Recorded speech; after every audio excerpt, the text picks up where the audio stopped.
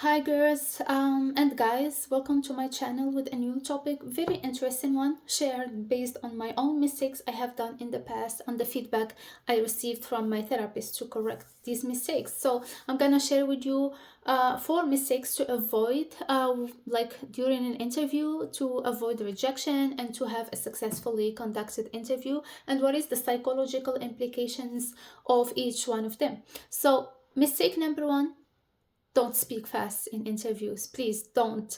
Try to breathe, take a deep breath, pause between sentences. That generates actually confidence, that you are confident on your skin and on what you are saying and answering to the interviewer. Because remember guys, HR, they study psychology also, so behind each question they ask you there is always an intention behind it, to scan you and to know your personality much better and how are you gonna be a good fit to the team. Okay, so why I'm sharing this with you, because as a person who has anxiety, or like I had social anxiety, I tend to speak fast to get rid of the sentence and leave people, because I don't want to spend more time with the people, so I want to just speak and leave. Okay, but this is very good, as my therapist told me, that shows actually that you are not confident, you are insecure, you might run in from like a topic to answer and like try to evade getting detected on something you have said that the HR might pick on and ask you later, so you speak fast to hide it and get rid of your answer, and that's really not professional. It doesn't show that you are a confident person and secure person, so make sure to slow down and train yourself. I mean, I still have that habit, unfortunately. Maybe it doesn't show in my videos because I am not a native English speaker.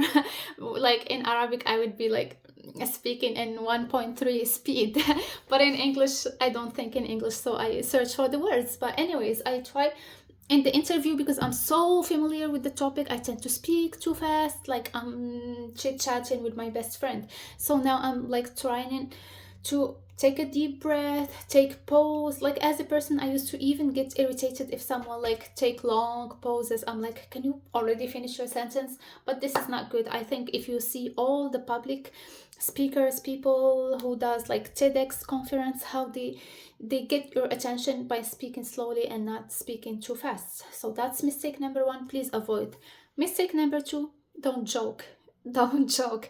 Even if the interviewer opened the stage for you to joke and be friendly, don't take it as an invitation to joke. That's a huge mistake I have done in the past. Psychological implication: it shows that you will be a person who jokes a lot, who doesn't take work seriously, a person who, like an employer, sorry, an employee who would be taking a lot of coffee breaks and chit chat, socialize with all the colleague every time, go for coffee and for talking basically with the colleague, and not sit and concentrate on work. And that's a huge mistake I did, and I think it even was a reason of one of the rejections I received.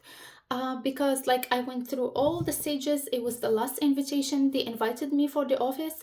It was not an interview. They just said, we want you to come to the office to see if you're gonna get along with the team, and get to know them closely.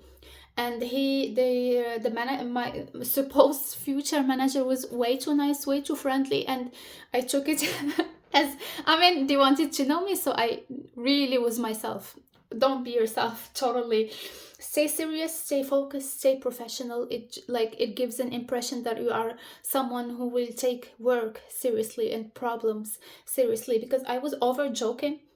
I swear to God, I even remember told them that the only good thing about the office is the lake view.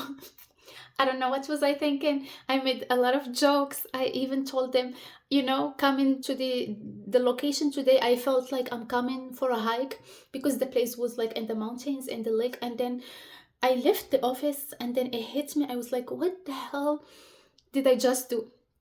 And sure, like the rejection followed. I'm still not sure if that was the reason, but that's the psychological. Don't joke. Even if they joke with you, stay really serious. I mean, be friendly, like at the beginning of the interview, like take the jokes, laugh with them, but don't take it like during the whole process or like during the whole interview. That's a mistake I used to do. I was, maybe because I get to be anxious, I get to joke a lot, but really that gives an image of someone who is not professional about me.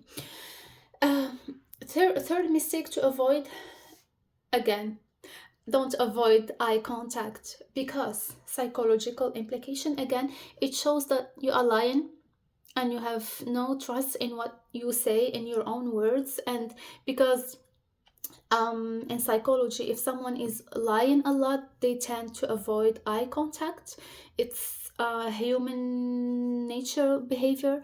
Don't do that at an interview. The interviews, I mean, digital ones are okay. I know people are comfortable to do it in a digital way, but if the interview it's on person, and don't make sure don't avoid eye contact with your interviewer, your manager, your HR, or whatever. Like, be confident and stare at the eyes while you are speaking. It shows that you have trust on what you are giving them as an answer. And the last one, don't over apologize.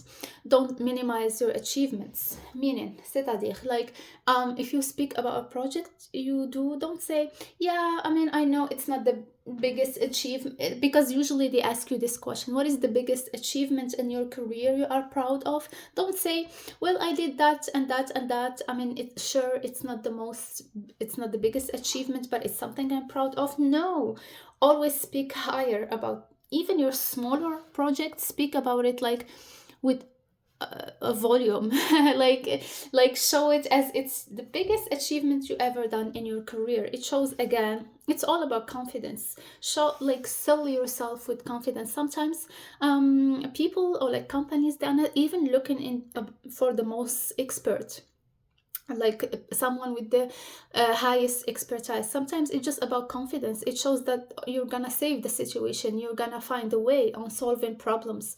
Problem solving skills, I think it comes first, way before the technical expertise. Anyone can learn them these days with ChatGPT. Nothing really challenging. So I will be brief. I noticed actually my short videos, they are most consumed than the longest one, because I tend to speak a lot. So I will train myself to be short and concise. Okay. Have a nice evening. Ciao. Bye.